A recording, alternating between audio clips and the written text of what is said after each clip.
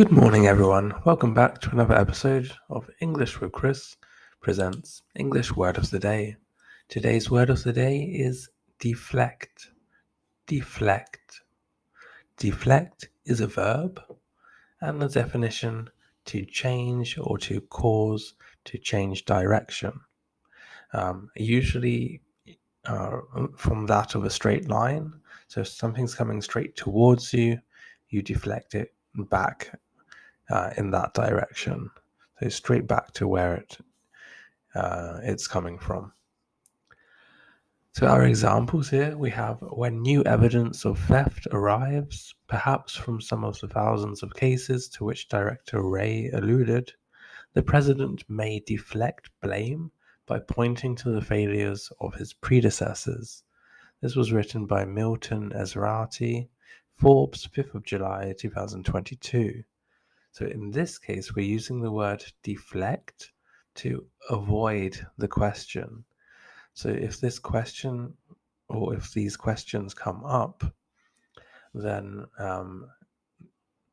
the president would simply point to the fact that the past presidents are maybe to blame. So instead of talking about a potential failure that he has made, he would then be pointing to a failure that a predecessor has made, so someone that came before him, and that will deflect the questions.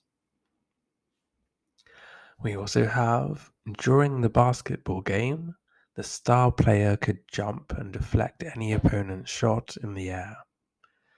So this is the more physical meaning of the word.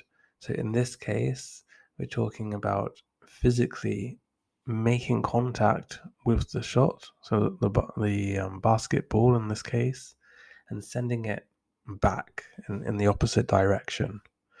So if you picture someone throwing the ball, hopefully into the net, and then a defender jumping up and at the last second before the ball goes into the net, makes contact and sends it in the other direction, or even just as the person taking the shot has taken the shot, you manage to put your arm or your hand in the way, and the ball hits it and goes back in the opposite direction. That's also deflecting the ball. And we also have, when asked about the salary, the potential candidate was able to deflect this question by beginning to talk about his background. So in some countries, this is allowed. You're allowed to ask about salary. In a lot of countries, it's frowned upon. So it's maybe okay, but it wouldn't be the norm to do so. And in other countries, it's just not allowed. So if in this case, an employer is probably asking the candidate about a previous job or how much they were paid, and this particular candidate deflects that by simply talking about his background. So a good thing to do there is never comfortable talking about salary. I would probably do the same. Now, looking at some synonyms, we have divert, ricochet. So again, ricochet is one that we would use maybe more in a physical sense than a metaphorical sense. We have avert, which is closer to avoiding rather than sending back, but again, it depends on the definition that we're using of deflect. And swerve, which again is swerve and veer, are more to do with avoidance.